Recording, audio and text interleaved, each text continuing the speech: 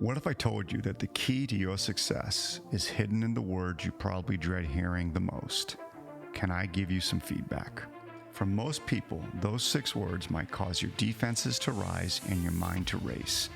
But what if I told you that your mindset around feedback is actually a predictor of your future success?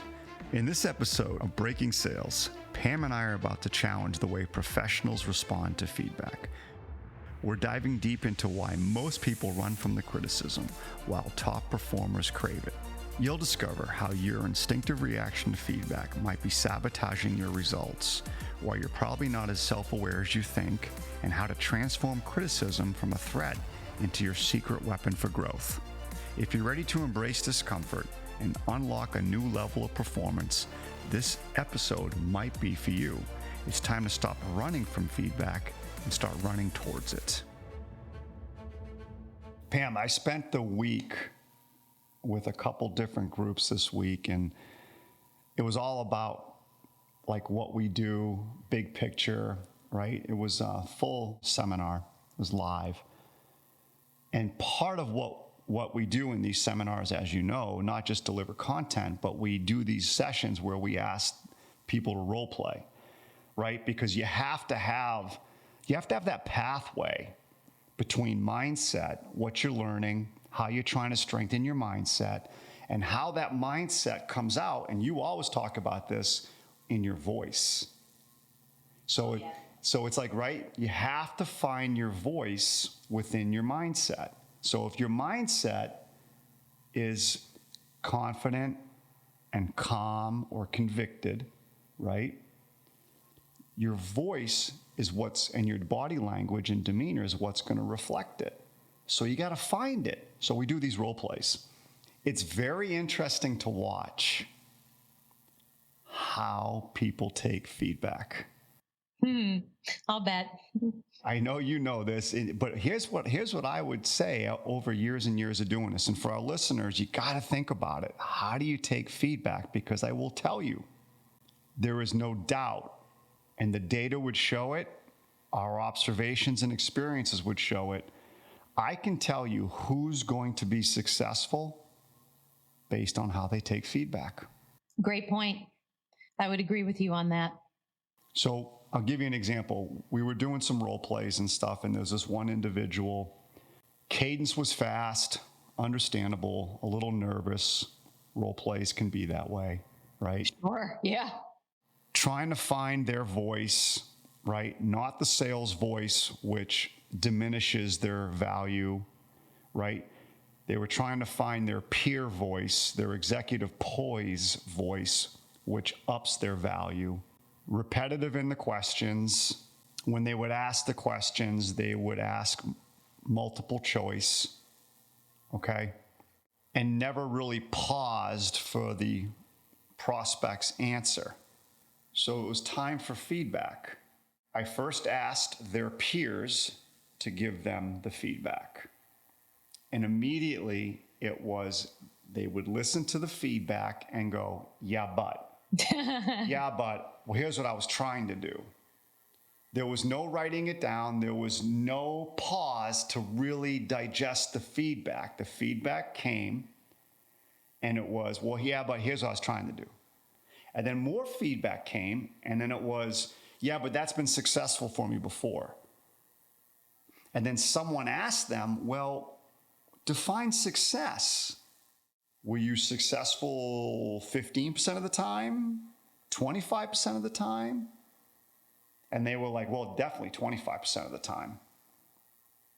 And then someone said, well, then you don't have to listen to any of this then. It seems like you've made up your mind that whatever you're doing at 25% win rate that's it for you. Oh, no, I'm not saying that. I didn't say that. Well, are you sure? And then someone jumped in and says, hey, can you give us the feedback that you just received? And they couldn't do it. So here was this person receiving feedback from their peers and a few coaches, and they were so set on, I guess you would say, pushing back rebuttaling, right? That even after about 3 or 4 or 5 minutes has passed, they couldn't remember the original feedback. So, Dan, this is a topic that is very near and dear to my heart, feedback. It coincides directly with self-awareness. Tasha Eurich wrote a book titled Insights, and she talks about 95% of us walk around believing that we're self-aware, and the real number is 10 to 15%. And the reasons why are because self-awareness work is the hardest work you'll ever do on yourself, because yes, it is. You have to be okay with constructive criticism consistently. We also talk about it's part of adopting a growth mindset. It's part of your journey to become elite. And this is something, as you know, I've worked for 2 gentlemen in my past who were all about giving the constructive criticism, because they knew in the long run, the constructive criticism is what would allow me to become a high performer, not consistently patting me on the back for the things I was doing well. While that's important, if I'm truly on this path to become a high performer, I need to hear those things. Knowing that feedback is very hard. We take it personally. It hurts. There is no doubt.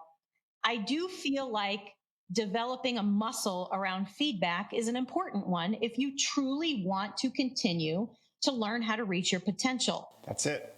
Pam, I love that. I didn't mean to jump in, but I like the way you just said that. Build a muscle around feedback, because everything you said is right. Feedback can be tough. It can hurt sometimes. It can make you feel very insecure, vulnerable, right? Judged. We've all been there. Yes. So it's not like you and I are not aware that, hey, we've gotten feedback in our lifetime, and I've gotten plenty. And you can default to feeling judged. You can default to feeling insecure. And that's not fun. But boy, you just nailed it. It's a muscle. It's learning how to strengthen the feedback muscle where you're receiving it and you're changing your filter, right? Yes. You're aware of the filter of how you are filtering and decoding that feedback. Yes. And the one thing I coach constantly around feedback is then I can start to do better about controlling how I ask for the feedback and positioning it in a way that I'm asking people to be critical. So, that was part of what I had to do consistently for a 9-year period at one of my old firms. And so I would say, okay, Dan, we're about to go into this presentation with this particular group. Here's what I want feedback on from you when we're finished. And I want you specifically to talk to me about my confidence in the room, my tone, and whether my speed was rushed or you felt like it was appropriate. And it's not okay, Dan, for you to tell me I wouldn't do anything differently. And when I would do that, it would set me up that I'm telling people I want to hear something I could improve on. It's funny. It's very different when I would take control of asking for that feedback versus someone just saying, hey, can I give you a little bit of feedback on this that I wasn't necessarily ready for, nor did I want to hear. So that's something I do feel I can really help develop your muscle around wanting it and then doing something with it because of the way I've asked for that feedback. When you were just sharing that, and I know our listeners probably had this moment too, where I know there have been moments where I'm not expecting feedback and someone says to me, hey, Dan, do you mind if I give you a little feedback? Even to this day, I can still feel that like little spine tingling. Oh man, here we go. But I remind myself, hold on, this is a chance for me to be objective here and listen and debate, because this feedback might make me better. This feedback might help me see a blind spot, because so often it does. But I got to admit, right, there's that moment you hear someone surprise you, hey, do you mind if I give you feedback? And you just kind of feel the tingle like, oh, crap, here we go. Yep. Right? For our listeners, that's normal, right? You don't have to be stoic on feedback. It's actually pretty normal that you might have that moment or that second where you're like, oh, crap, what are they going to say? I've said it many times. When I've received feedback, I've said many times, well, that hurt. Well, that hurt. I didn't see that one coming. But you do, I like the way you said, I changed the way I'm filtering it. I know it's only because these people care about me. They want me to make sure I am reaching my potential. And that's not going to happen if left on my own. And I do think that's another important thing to remember, folks, our listeners. If you really are on this journey to continue to grow and improve and evolve, you can't do it by yourself. You are going to need others to give you continuous, consistent feedback. And it comes in so many different ways, right, Pam? So there's the more straightforward, traditional way where someone says, hey, do you mind if I give you a little feedback on something? Got it, right? But then there's also feedback that we get that doesn't have that prompt. You ask someone a question, like a prospect or a client, you're actually getting feedback based on the depth of their answer, right? That's feedback too, because if you ask a question of a prospect and you get a very surface level answer, you're actually getting feedback that they don't actually trust the intent of your question. Oh, my goodness. Absolutely. Right? Right. So we live in a world of feedback. One of the hardest pieces of feedback I ever got, but it was also one of the best. It was, I think, 2006 or so, 2007. This prospect for Lapin 180, I had been pursuing and talking to him about hiring me to coach his team. And this is when I had no clients and no revenue and no clue. And he just finally says, he goes, Dan, look, can I just be candid with you? It was something like that. And he was a nice guy. I respected him. And he goes, listen, I think you're going to have a hard time in this business. I think you're going to have a hard time people trusting you and buying from you. I'm like, I was on the phone with him and I'm like, what? He goes, yeah, he goes, some of our listeners are going to laugh on this, but he goes, you're too nice of a guy. He goes, you're not making me think. He goes, you're not making me like really think about my business or think about what I'm doing. And he's like, I think you're a great guy, but I don't see value in that. I just never forget that feedback. And it hurt. It really hurt. I mean, to this day, right? I still remember it. I'll bet. But he was right. I had to evolve a new version of myself. Given the role of what I was trying to do, given the situation that I was in, the game I was playing as a struggling entrepreneur, I had to create and evolve a new version of myself. And that feedback was instrumental. That's really cool. Still hurts a little bit to this day. I have a client, and every time I do a session, they send out a survey. And so you can imagine it's every month. And I still, when I get the survey and I open it up, I have this little part of me that says, calm down. Not everything on here is going to be terrific. If it is, then you're not doing your job right. If somebody can't find something that they think you can't do a little bit better or a little bit differently, then Pam, you're not doing it right. But I have to say that to myself before I open it every single time, because I know some of the comments will hurt me if I don't. And that's not the intention of it. Yeah, the last thing I'm going to say about the feedback part, and I know that client, Pam, and I know what you go through because you've told me about that, right? Yep. Last thing I'll say about feedback is this. For our listeners, remember, it's only feedback. The only time you're being judged is if you interpret it that way. Exactly.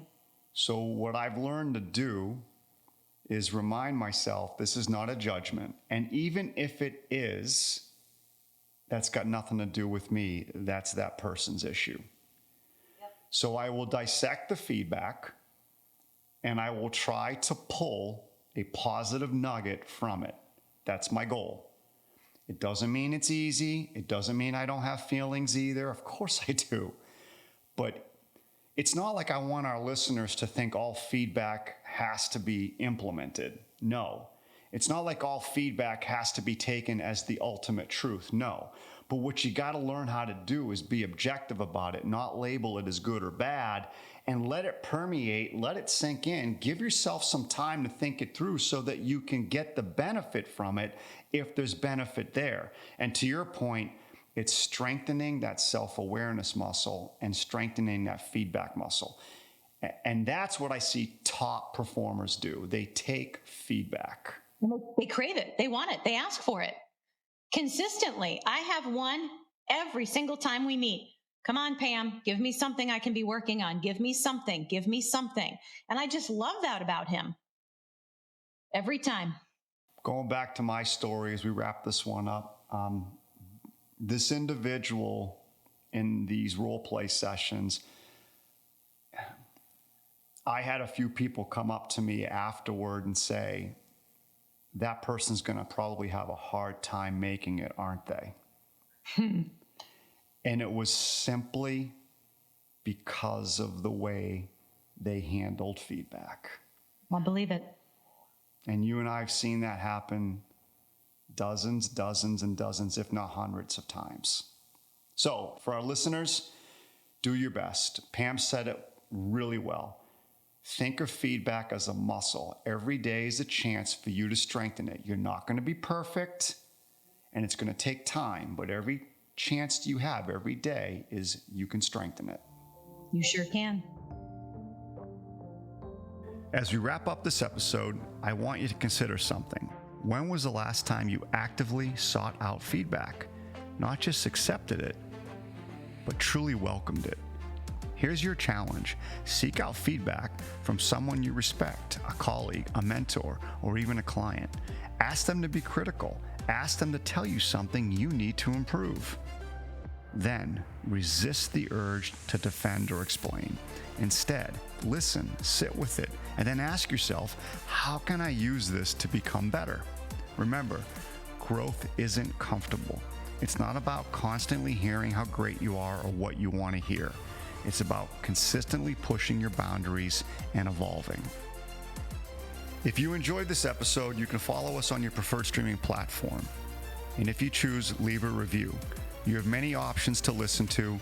We appreciate the time that you spend with us, and we would value your feedback on Apple Podcasts.